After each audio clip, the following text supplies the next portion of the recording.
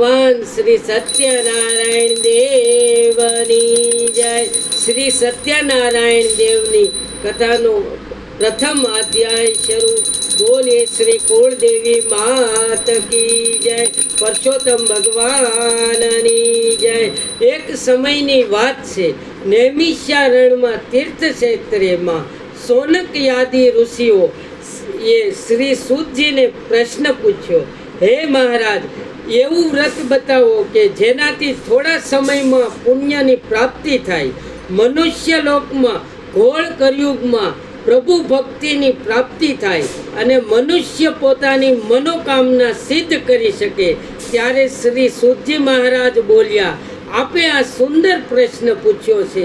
જીવનના કલ્યાણ માટે, મનુષ્યના કલ્યાણ માટે આ પ્રશ્નનો ઉત્તર આપતા શ્રી સૂતજી મહારાજે કહ્યું છે, હે ઋષિઓ, એક વખત નારદ મુનિને પણ આવો જ પ્રશ્ન થયો હતો અને ત્યારે ભગવાન શ્રી હરિ પાસે વિષ્ણુ લોકમાં ગયા અને પ્રભુ શ્રી નારાયણને પ્રશ્ન પૂછ્યો.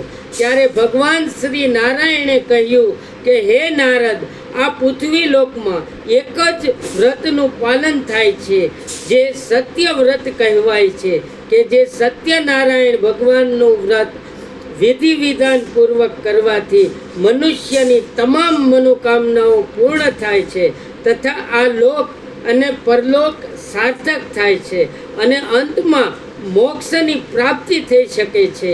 મનુષ્યએ આ સત્યનારાયણ કથા પૂર્ણિમાના દિવસે અથવા કોઈ સારા દિવસે ગમે તે સમયે પોતાના સગા સંબંધીઓ, પાડોશીઓ, મિત્રો સાથે કરાવી અને સાંભળવી જોઈએ અને વ્રત કરવું જોઈએ. ભગવાન સત્યનારાયણનું પૂજન કરી ધૂપ, નૈવેદ્ય અને તુલસી પાન અર્પણ કરવા જોઈએ. શ્રી ભગવાનને કેળા અને રવાના શીરાનો પ્રસાદ તરીકે ખાસ ધરવો જોઈએ. આ દિવસે જો શક્ય હોય તો ઉપવાસ રાખી સૌપ્રથમ બ્રાહ્મણને ભોજન કરાવવું અને ત્યારબાદ ઘરના પરિવાર સાથે મળી ભોજન ગ્રહણ કરવું, ભજન કીર્તન કરવા જોઈએ. ભગવાન સત્યનારાયણના કથાનો પ્રથમ અધ્યાય પૂરો. બોલો શ્રી સત્યનારાયણ દેવની જય. પુરુષોત્તમ ભગવાનની જય. કુળદેવી માતની જય. અતઃ શ્રી અધ્યાય બીજો. શ્રી સૂતજી કહે છે, હે ઋષિઓ, સત્યનારાયણ ભગવાનનું વ્રત સૌ પ્રથમ જેણે કર્યું હતું, કાશીપુરીમાં એક ગરીબ બ્રાહ્મણ રહેતા હતા. તેઓ પોતાની આજીવિકા ચલાવવા માટે, દાન દક્ષિણા માટે આમ તેમ ભટકતા હતા અને તેમને ક્યાંયથી દક્ષિણા મળતી ન હતી. ત્યારે ભગવાન સત્યનારાયણ એક બ્રાહ્મણનું રૂપ ધારણ કરીને તેની પાસે આવી ઊભા રહ્યા. ત્યારે બ્રાહ્મણે આ સત્યનારાયણ સ્વરૂપ દેવ બ્રાહ્મણને કહ્યું, હે પ્રભુ, આપ મને એવું કોઈ વ્રત કહો કે જેનાથી મારે આમ તેમ ભટકવું ના પડે. ત્યારે આ બ્રાહ્મણ જે ભગવાન સ્વરૂપમાં હતા તેઓ બ્રાહ્મણને કહે છે કે હે બ્રાહ્મણ, તમે સત્યનારાયણનું વ્રત કરો તથા આ સત્યનારાયણના વ્રતની કથા કરો, જેમાંથી મનોવંચિત ફળની પ્રાપ્તિ કરાવનારું છે. આ સત્યનારાયણ દેવનું વ્રત કરવાથી સર્વ દુઃખ દૂર થાય છે. આ સાંભળીને બ્રાહ્મણે મનોમન સંકલ્પ કર્યો કે હું આ સત્યનારાયણ ભગવાનનું વ્રત અવશ્ય કરીશ, કથા કરીશ. બીજા દિવસે સવારે વહેલા ઉઠીને સંકલ્પ કરીને ભિક્ષામાં ઘણું બધું ધન મળે છે. આમ આ બ્રાહ્મણે સત્યનારાયણ ભગવાનનું વ્રત કર્યું, કથા કરી કે તેની નિર્ધનતા મટી ગઈ. આ જ સમયે એક કઠિયારો આ સત્યનારાયણ ભગવાનની કથા વ્રત જ્યાં થતી હતી ત્યાં આવીને બેઠો અને તેઓ આ બ્રાહ્મણને પૂછવા લાગ્યો કે તમે આ ક્યાં દેવની પૂજા કરો છો? ત્યારે આ બ્રાહ્મણ કહે છે કે આ સત્યનારાયણ દેવનું વ્રત છે. આ સત્યનારાયણ દેવના વ્રતની કથા જ્યારે મનોમન આ કઠિયારાએ પણ આ સત્યનારાયણ ભગવાનની કથા કરવાનો સંકલ્પ લીધો. આમ કરવાથી આ કઠિયારો પણ ધન સંબંધ બન્યો અને પત્ની સુખ સંતાન સુખ પ્રાપ્ત કરી શક્યો. આ સંસારના તમામ સુખ ભોગવી આ કઠિયારો વૈકુંઠમાં ગયો. અહત શ્રી ભગવાન સત્યનારાયણ કથાનો બીજો અધ્યાય પૂરો. બોલો શ્રી સત્યનારાયણ દેવની જય. પુરુષોત્તમ ભગવાનની જય. કુળદેવી ભગવાન સત્યનારાયણનો અધ્યાય ત્રીજો. પૂર્વકાળમાં ઉલ્કામુખ નામના રાજા થઈ ગયા. તેઓ પોતે પોતાની પત્ની સાથે ભગવાન સત્યનારાયણનું વ્રત કરતા હતા.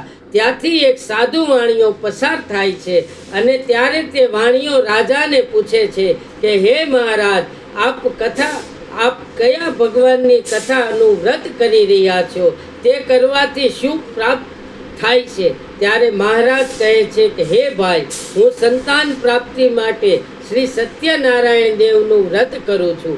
આ સાંભળીને સાધુ વાણિયો બોલ્યો કે હે મહારાજ, મારે પણ સંતાન નથી, મને પણ આ વ્રતની વિધિ કહો. ત્યારે મહારાજે આ સત્યનારાયણ ભગવાનના વ્રત અને કથા તેમજ વિધિ આ સાધુ વાણિયાને કહી. આ સાંભળી અને જ્યારે તે સાધુ વાણિયાએ મનોમન સંકલ્પ કરી લીધો કે જ્યારે મને સંતાન થશે ત્યારે હું પણ સત્યનારાયણ ભગવાનનું વ્રત કરીશ. થોડા સમય બાદ તેની પત્નીએ એક સુંદર કન્યાને જન્મ આપ્યો અને એ કન્યાનું નામ રાખ્યું કલાવતી. ત્યારે સાધુ વાણિયાએ કહ્યું કે જ્યારે આ કલાવતીના લગ્ન થશે ત્યારે હું પણ સત્યનારાયણ ભગવાનનું વ્રત કરીશ અને કથા કરીશ. આમ થોડા સમયમાં કલાવતી ઉંમર લાયક થતા એક સુંદર વર સાથે એના લગ્ન કરી દીધા. પરંતુ દુર્ભાગ્યવશ આ વાણિયો ભગવાન સત્યનારાયણનું વ્રત કરવાનું ભૂલી ગયો. સાધુ વાણિયો અને તેનો જમાઈ ચંદ્રકેતુ નામના રાજાના રાજમાં વેપાર અર્થે નીકળી ગયા. એક વખત રાજ્યનું ધન ચોરી કરીને જતા હતા. સિપાહીઓને પોતાની પાછળ જોઈને તે ચોરે આ બધું ધન જ્યાં આ વાણિયો અને તેનો જમાઈ રહેતા હતા ત્યાં રાખી દીધું. ત્યારે ત્યાંના સિપાહીઓએ આ વાણિયાને અને એનો જમાઈને ચોર સમજીને રાજા સમક્ષ લઈ ગયા. રાજાની આજ્ઞાથી આ બંનેને જેલની સજામાં આવી. એને જેલ યોગ કહેવાય. આપણા જીવનની અંદર બધે પ્રકારના અલગ અલગ યોગ આવે અને આ સત્યનારાયણ ભગવાનની અંદર 5 યોગ બતાવ્યા. એમાંથી આ સાધુ વાણિયા હાવ નિર્દોષ હતા તોય એને જેલ થઈ. આપણે ઘણીવાર એવી વાત કરતા હોય કે નથી સાંભળતા કે આ બાધ્ય હોય એમાં એક જણ ખાલી છોડાવવા ગયો હોય તોય સામે વાળા એની ઉપર ફરિયાદ કરી હોય ને એને જેલ થાય. નિર્દોષ હોય તોય જેલ થાય. એ આપણા એને જેલ યોગ કહેવાય. એવી રીતે જેલ એક હતો અને આ બંનેનું બધું ધન પણ જપ્ત કરી લીધું. એક વખત આ સાધુ વાણિયાની પત્ની પણ ખૂબ જ દુઃખી થઈ. આપણે જ્યારે પડતી આવે ને ત્યારે બધી બાજુથી પડતી આવે. સાધુ વાણિયો જેલમાં વી ગયા, આ બાજુ એની પત્ની દીકરી એની રીતે રખડી પડ્યા. સાધુ વાણિયાની પત્ની પણ ખૂબ જ દુઃખી થઈ અને ઘરમાં જે કાંઈ અનાજ ધન હતું તે બધું ચોરાઈ ગયું અને એની દીકરી પણ આમ તેમ ભટકવા લાગી. હવે ખાવાનું પણ એને મળતું ન હતું. કલાવતી ગામમાં ભટકતી એક ઘરના આંગણે ગઈ. ત્યાં એણે જોયું કે ત્યાં સત્યનારાયણ ભગવાનની કથાનું વ્રત ચાલતું હતું. એટલે ત્યાં તે બેસી ગઈ અને કથા સાંભળી અને કથા પૂરી થતાં પ્રસાદ લઈને ઘરે આવી. ત્યારે લીલાવતીને પણ યાદ આવી ગયું કે આપણે ભગવાન સત્યનારાયણનું વ્રત કરવાનો સંકલ્પ કર્યો હતો. લીલાવતીએ પણ સગાવાલા કુટુંબ પાડોશીઓ સાથે આ સત્યનારાયણ ભગવાનનું વ્રત અને કથા અને પૂજન વિધિ કરી. એટલે સત્યનારાયણ ભગવાન લીલાવતી અને કલાવતી ઉપર પ્રસન્ન થયા. બીજી બાજુ રાજાને પણ સત્યનારાયણ ભગવાન સપનામાં આવ્યા અને રાજાને કહ્યું કે હે રાજન, તમે પેલા બંને સાધુ વાણિયાને જે જેલમાંથી છોડી દ્યો તે બંને નિર્દોષ છે. તત્કાલ જ રાજાએ તે બંનેને જેલમાંથી છોડી મૂક્યા અને એનું ધન બમણું કરી પાછું આપ્યું. ત્યાર પછી બંને પોતાના ઘર તરફ જવા રવાના થયા. સત્યનારાયણ ભગવાન કથાનો 3જો અધ્યાય સમાપ્ત. બોલો શ્રી સત્યનારાયણ દેવ કી જય.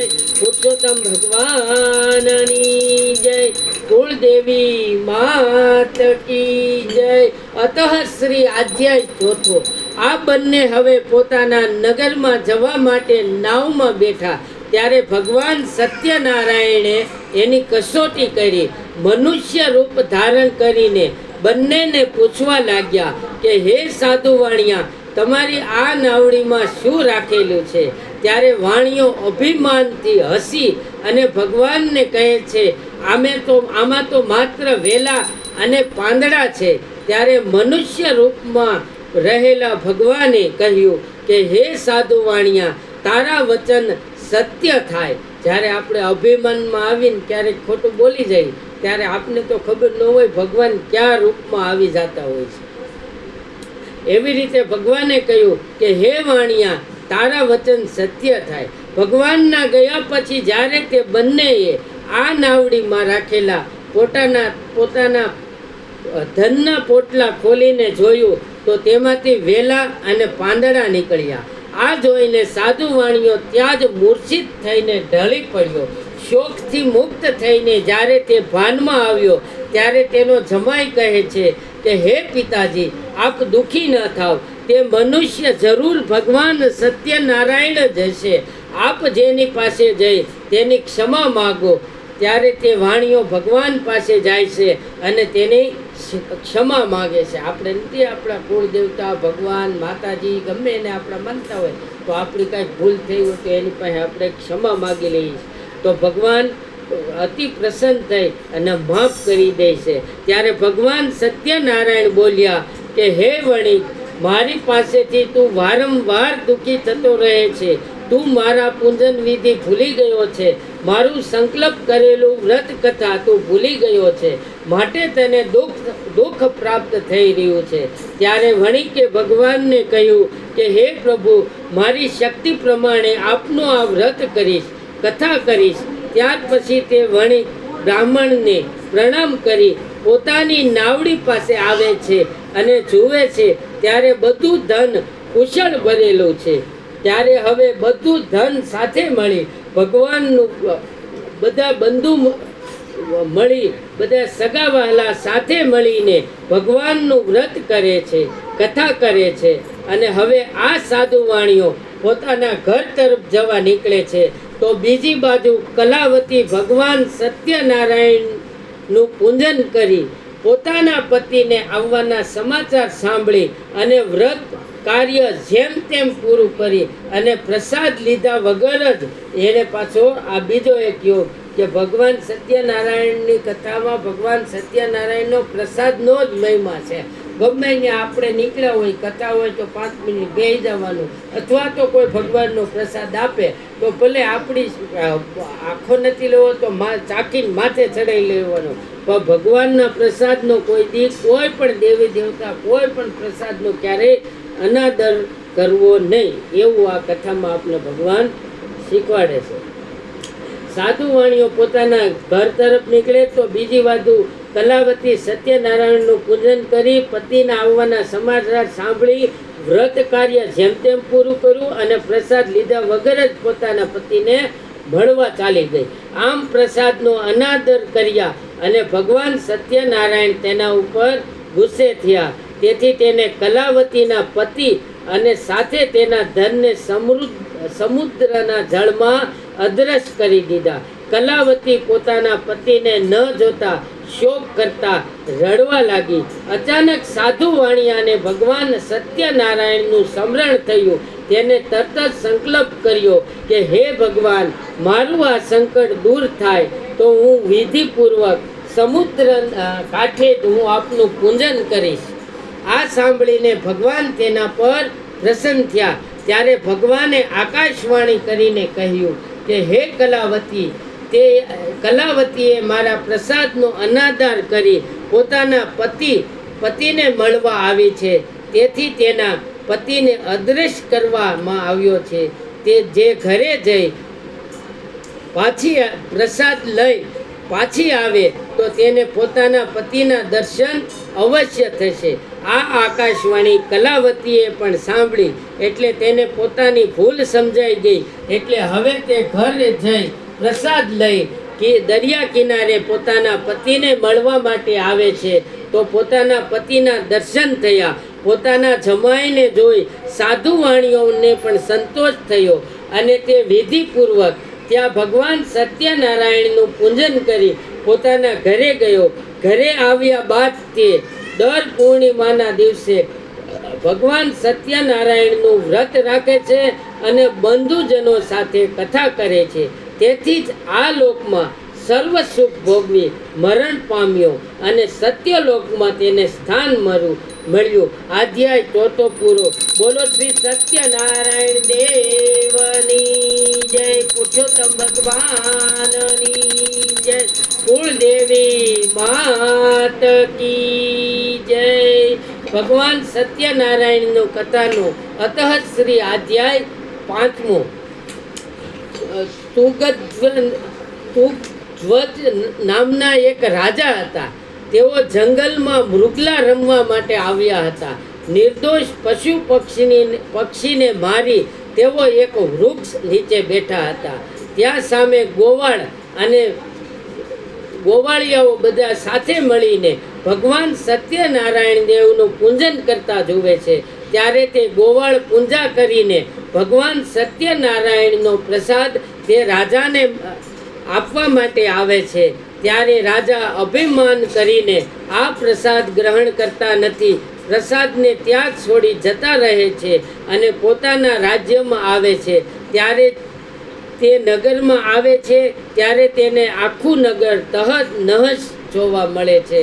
આ જોઈને રાજા સમજી જાય છે કે મેં ભગવાન સત્યનારાયણને નમસ્કાર ન કર્યા તથા તેના પ્રસાદનો અનાદર કર્યો એનું આ પરિણામ છે. ત્યારે રાજા ફરીને ગોવાળ પાસે જાય છે અને ત્યાં ભગવાન સત્યનારાયણનું પૂજન કરે છે. વિધિપૂર્વક કથા કરે છે, વ્રત કરે છે. ત્યારે ભગવાન સત્યનારાયણની કૃપાથી તેનું રાજ્ય ફરી ધન સંપન્ન થઈ ગયું અને શાંતિ છવાઈ ગઈ અને પહેલાની જેમ તેનું નગર તેને પાછું મળી ગયું. હે શ્રી સુતજી કહે છે, હે સોનક આદિ ઋષિઓને કહે છે, હે ઋષિઓ, જે લોકોએ આ પહેલા વ્રત કર્યું તેની પણ આપ કથા સાંભળો. જે વૃદ્ધ બ્રાહ્મણ હતો, જેને પેલી વહેલી કથા કરી, તે વૃદ્ધ બ્રાહ્મણ હતો, તેને આવતા જન્મમાં સુદામાનો જન્મ લઈ અને મોક્ષની પ્રાપ્તિ કરી, ભગવાન શ્રી કૃષ્ણની પ્રાપ્તિ કરી. લાકડા વેચનાર જે પેલો કઠિયારો હતો તે કેવટ થયો અને એણે પોતાના હાથે ભગવાન રામચંદ્રના ચરણ ધોયા અને એની સેવા કરી. જન્મ મરણના બંધનોમાં તે મુક્ત થયો. ઉલ્કામુખ નામના જે રાજા હતા, જે બીજા જન્મમાં રાજા દશરથ થયા, તેને ભગવાન રામચંદ્ર જેવા પુત્ર પામી વૈકુંઠ મેળવ્યું. પેલો જે વાણિયો સાધુ વાણિયો વેપારી હતો, જે શેઠ હતો, તે બીજા જન્મમાં રાજા મોરધ્વજ થયો અને પોતાના પુત્રનું અડધું શરીર કરવત વડે કાપી એણે ભગવાનને પ્રસન્ન કર્યા. મહારાજ તૃગધ્વજ બીજા જન્મમાં સ્વયં મનુ બન્યા. એને ભગવાન સંબંધી કથાઓ દ્વારા સૌને ભક્ત બનાવ્યા. હે મહર્ષિ બ્રાહ્મણ, આપ સૌના કલ્યાણ માટે મેં સત્યનારાયણ ભગવાનની કથા પૂજા બધા જ દુઃખોનું નિવારણ કરી શકે. શ્રેષ્ઠ મુનિઓ જે આ કથા વાંચે છે કે સાંભળે છે અને સત્યનું પાલન કરે છે, તેના બધા જ પાપ સત્યદેવની કૃપાથી નાશ પામે છે અને ભગવાનની કૃપા પ્રાપ્ત થાય છે. શ્રી સત્યનારાયણ દેવની કથાનો 5મો અને છેલ્લો અધ્યાય સમાપ્ત. બોલો શ્રી સત્યનારાયણ દેવ કી જય. પુરુષોત્તમ ભગવાનની જય. કુળદેવી માત કી